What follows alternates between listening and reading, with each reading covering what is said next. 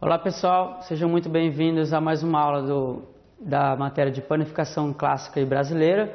Eu sou o professor Vinícius e hoje nós vamos fazer aqui uma ótima receita de pizza napoletana, tá pessoal? A pizza aí que é aclamada em todo mundo, né? Por mais já é um alimento aí que se encontra em qualquer país que você vá, tá? Onde se consome mais pizza na atualidade é em Nova York e em São Paulo. Se consome mais pizza nessas cidades do que na própria Itália, para vocês terem uma noção, tá? Então, nada mais importante então que a gente aprender a fazer uma verdadeira pizza napoletana, tá? Sobre pizza, eu queria comentar uma coisinha especial. Por que a gente está chamando essa pizza de pizza napoletana, tá? Porque a pizza napoletana tem um certo diferencial da nossa pizza aí que a gente costuma consumir aqui no Brasil, tá? Durante o tempo que eu passei na Itália, eu pude aprender algumas receitas aí de pizza e a pizza napoletana, a típica pizza italiana mesmo, aquela de raiz, ela é um pouco diferente daquela que a gente está acostumado a comer aqui. Ela tem a borda bem mais fina, tá? É uma massa muito elaborada, feita com fermentação natural, né, muitas vezes. E também é uma massa, é uma pizza que vai pouco recheio. Eles não costumam misturar muitas carnes e tantos recheios igual a gente costuma ver nas pizzarias aqui no Brasil. Então eles preferem a simplicidade na pizza, só que a questão da qualidade, né, é muito forte. Então a pizza napoletana vai ser uma pizza simples, só que muito bem feita, tá? Começando pela sua massa, tudo bem? E ela é ligeiramente mais fina, ela é um pouquinho mais crocante, tá? Tem gente que prefere esse tipo de pizza, tem gente que já prefere aquela pizza um pouquinho mais maçuda, né? Com aquelas bordas bem altas, tá? Depois, na hora de fazer, vai de cada um. Vocês vão utilizar a mesma técnica, é só aumentar ou diminuir a proporção da massa, tudo bem? Então, nós vamos fazer uma receita básica de pizza, tá? Mas também eu vou fazer simultaneamente aqui uma receita de massa de baixa fermentação, tá? Que é a massa que eles estão acostumados a fazer lá na Itália. Por que baixa fermentação? Essa outra receita, tá? É uma massa que eu já preparei ela há 3 dias atrás, tá? Vai ser bem parecida com as quantidades aqui, menos a questão do fermento, tá? Aqui nós vamos estar utilizando 15 gramas de fermento. Essa pizza de baixa fermentação, ela leva apenas 3 gramas de fermento para meio quilo de farinha, tá? E ela, por que baixa fermentação, né? Ou lenta fermentação? Porque ela fica durante 3 dias na geladeira, crescendo, né? Fermentando gradativamente, fermentando aos poucos, tá? Então, isso resulta num sabor mais suave, tá? Numa digestão mais leve, né? É uma massa mais fácil, mais fácil de ser assimilado pelo seu organismo, tá? Então, por isso que a gente chama de lenta ou baixa fermentação, tá? Então, para a receita básica aqui da pizza napoletana, nós vamos usar 500 gramas de farinha de trigo tipo 1 ou 00, tá? Só lembrando que a farinha 00 é aquela mais pura, tá? Com baixíssimo teor de cinzas. Normalmente é um pouco difícil de encontrar ela no mercado, mas distribuidores aí, ou fornecedores de pizzarias, de panificadoras, tá? Eles têm esse tipo de farinha que é mais para uso profissional. Sempre, pessoal, farinha sem fermento algum, tá? Farinha sem nenhum tipo de aditivo, tá? Farinha do tipo comercial mesmo. Eu tenho 300 gramas de água ou 300 ml de água, tá? A temperatura ambiente aqui, nada de água morna ou água gelada. Eu tenho 15 gramas de fermento fresco biológico. Lembrando que quando você for utilizar o fermento fresco seco, a proporção vai ser 3 vezes menor. No caso, se eu fosse utilizar o fermento fresco seco, seria só que 5 gramas, tudo bem?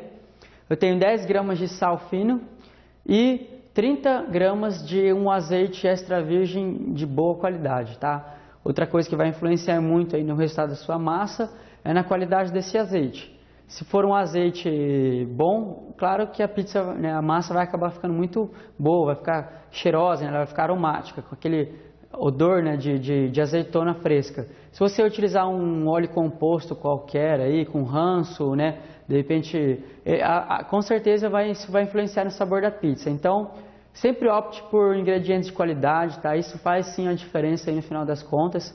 Eu prefiro usar o fermento biológico fresco, que é muito bom.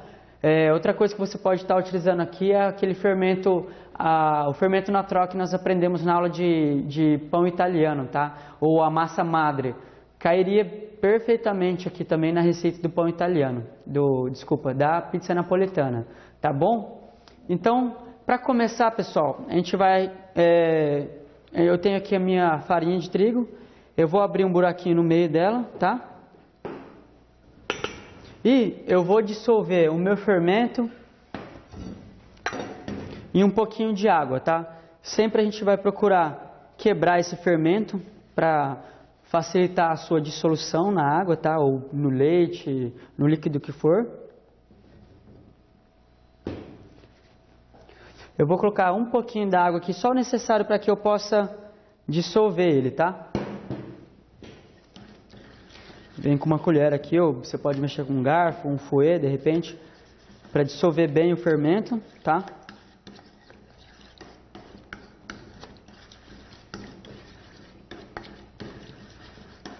Assim que estiver bem dissolvido o seu fermento, aí você pode colocar aqui no centro da farinha, tá? Todo o seu fermento. E eu vou colocar um pouco mais da metade da água, tá? Lembrando, pessoal, a água sempre aos poucos, tá? Para qualquer tipo de pão que a gente faça aí, é sempre legal a gente estar colocando e dando ponto, né, de acordo aí com a quantia de água, porque dependendo do teor de absorção da farinha que você está utilizando ou da umidade do ar, pode ser que você acabe utilizando um pouco menos, um pouco mais de água da receita, tá? Então, o ideal é a gente sempre estar observando aqui o ponto da massa, tá?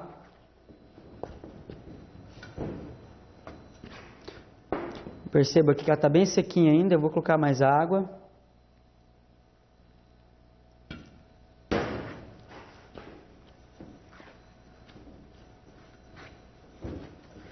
Vai misturando devagar, até começar a dar um ponto para a gente poder trabalhar com ela sobre a bancada, tá? Mais um pouquinho de água.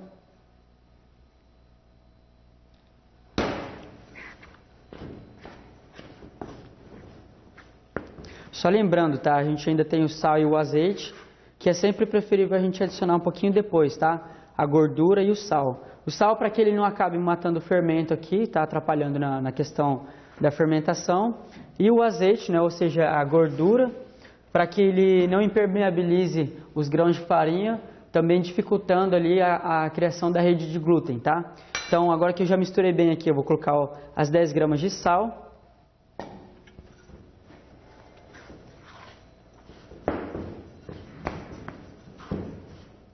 Nesse momento aqui eu já posso começar a trabalhar com as minhas mãos.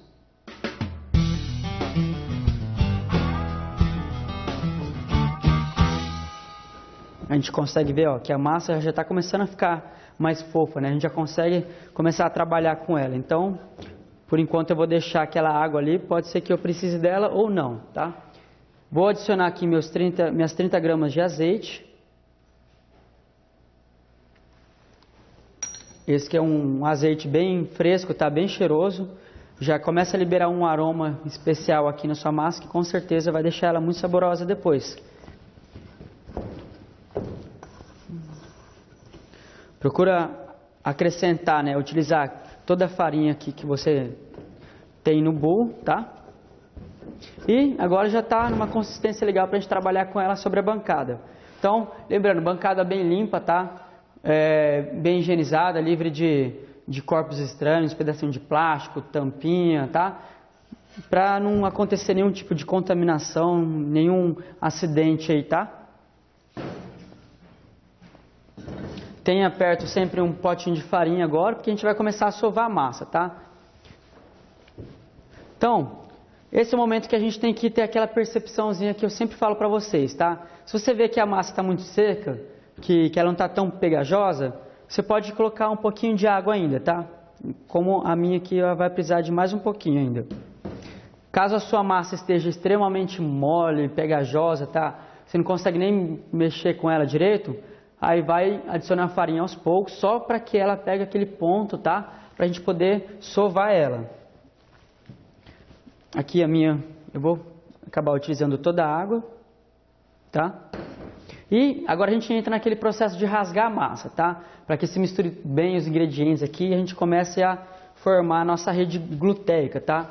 Então, pode esticar a massa, apertar ela contra a bancada mesmo, tá? Para facilitar aqui a mistura de todos os ingredientes. E eu faço esse processo aqui durante uns 2 minutinhos mais ou menos, tá? Sempre levando e trazendo a massa.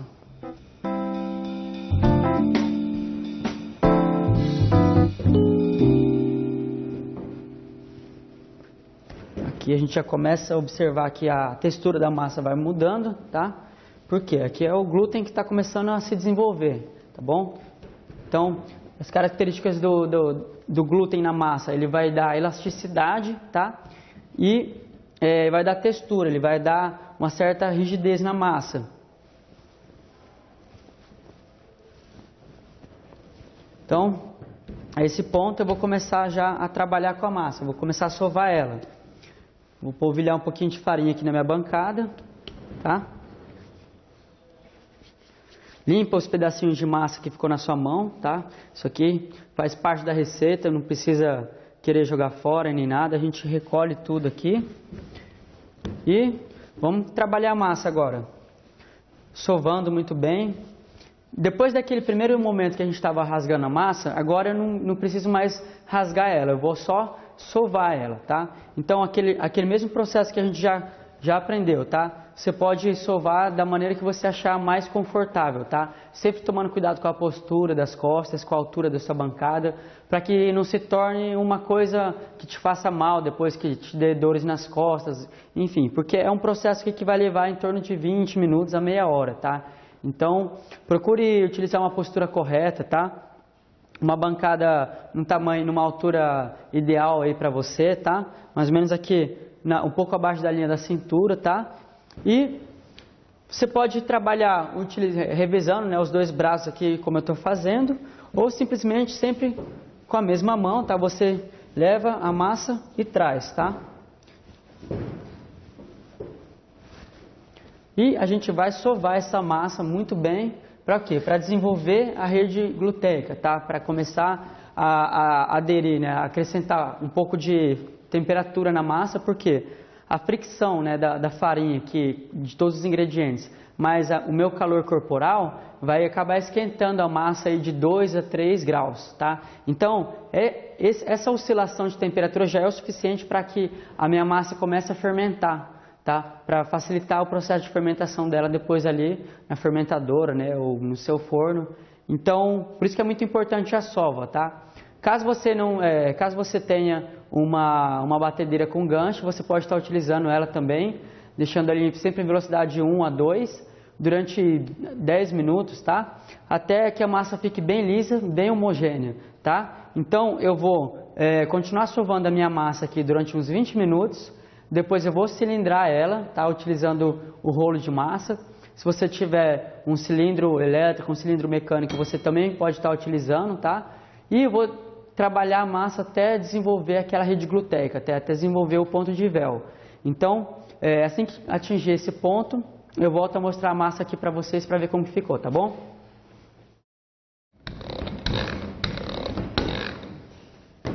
Bom, pessoal, então, depois de um tempo de sova, tá? Eu terminei de cilindrar minha massa.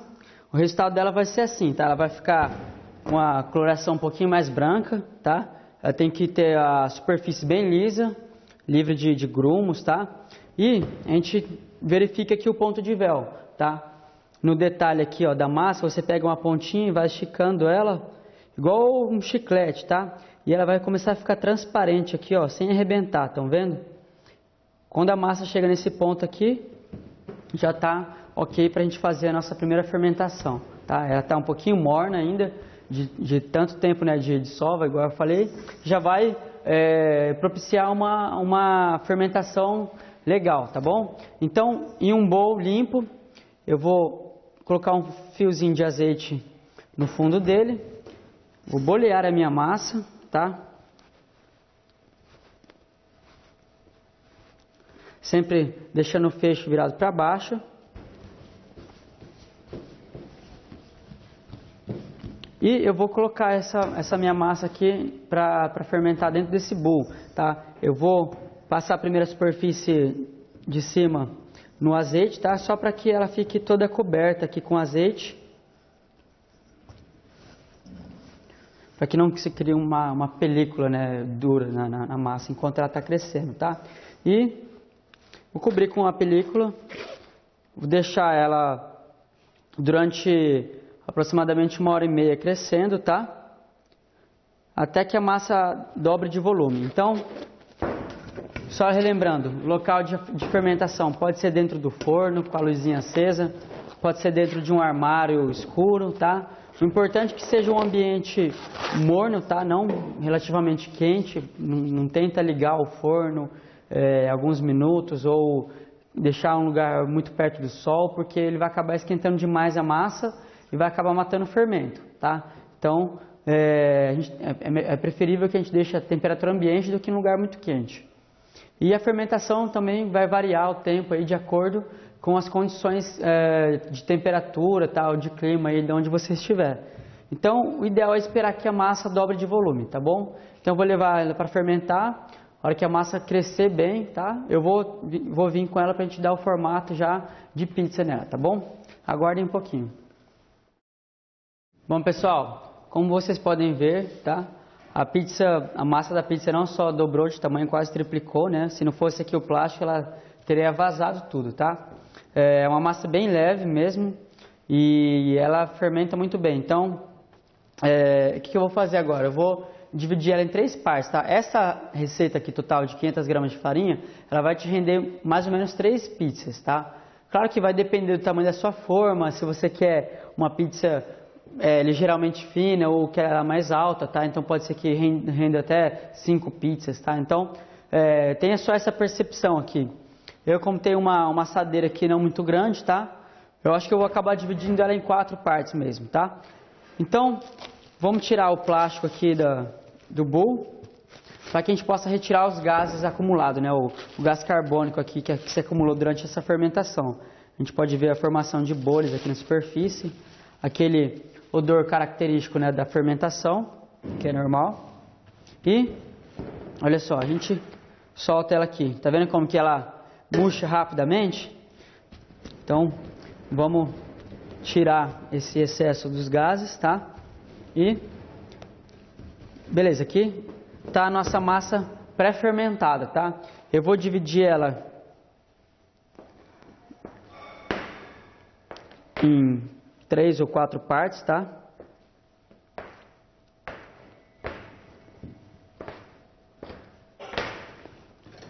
E com cada uma dessas partes aqui eu consigo fazer uma pizza, tá? Então, vou deixar essas duas aqui de lado.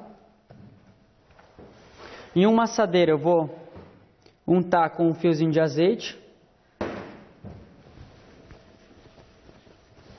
para que ela não grude, tá? E essa tira de massa aqui, a gente vai procurar fazer uma bolinha com ela, tá? Por mais que pareça pequena, tá? Ela tá pesando aqui, vamos ver.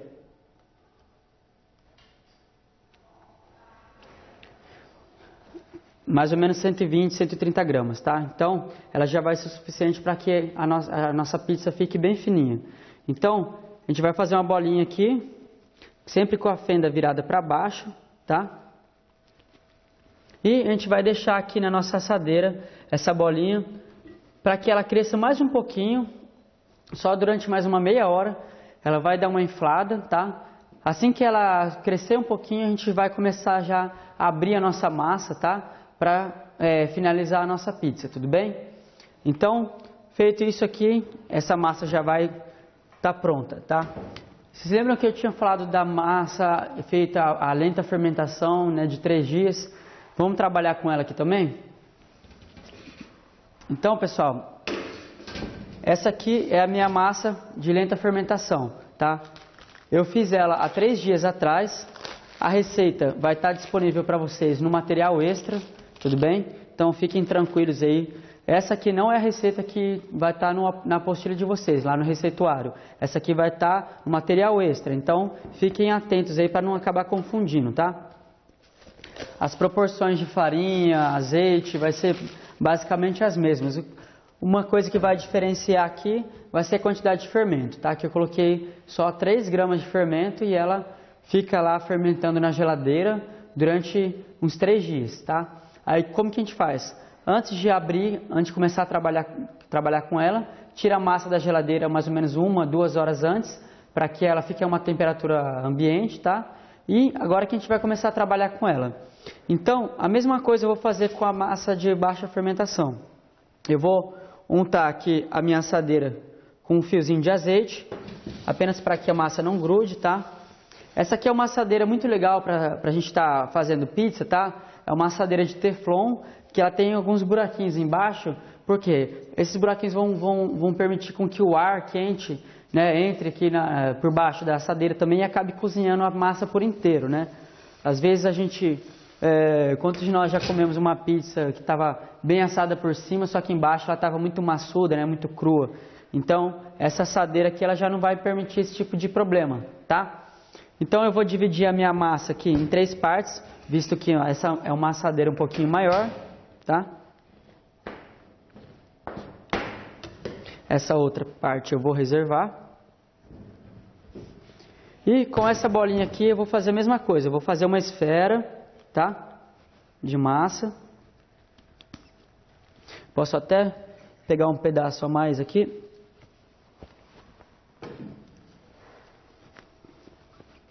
Fazer uma pequena esfera. E deixar aqui no centro da assadeira para que ela infle, tá? Para que ela faça a sua segunda fermentação, igual nós fazemos em todos os outros pães, tá? Vou esperar que ela cresça um pouco, aí pode ser que leve meia hora ou até 1 hora, tá? Para aí a gente abrir a massa, a gente vai estendendo ela fica muito fácil, muito maleável de se trabalhar, por causa da baixa fermentação que ela teve, tá? E por final a gente ainda vai preparar o molho, tá? Para fazer o recheio. A gente vai fazer uma pizza tipicamente napolitana, que é a pizza margherita, né? A famosa pizza margherita, que para quem não sabe a história da pizza margherita, ela nasce aí no século XVII, na província de Nápoles, na Itália, que existia lá, naquela época eles já consumiam muito a pizza, né? A massa assada com molho e queijo, e tinha a rainha Margherita, né? E um dia, no seu aniversário, foi proposto um concurso, né, para todos os pizzaiolos de Nápoles e para quem inventasse a melhor pizza, né, em homenagem à rainha Margherita. Então, teve um pizzaiolo lá que utilizou, né, basicamente as cores da bandeira italiana, vermelho, branco e verde, né? E com essa base de cores ele criou a pizza napolitana, a pizza margherita, que ela vai somente o molho pomodoro. Pomodoro seria o molho de tomate, tá, em italiano, a mussarela de búfala e o manjericão. Então, assim, né, com essas 3 cores são compostas a bandeira da Itália e desde então, é a pizza mais tradicional na Itália, principalmente em Nápoles, tá? Pedir pizza lá, se você não falar nada do sabor, o garçom vai vir com uma pizza margherita, que para mim ela é uma das mais saborosas, tá? A mussarela de búfala realmente é muito suculenta, né? Ela é bem saborosa e com o acréscimo do manjericão, então vai ficar ótima, tá? Então eu vou levar essas 2 assadeiras para o forno, vou deixar que elas fermentem aí durante uns 45 minutos e daqui a pouco eu volto para abrir elas, tá bom?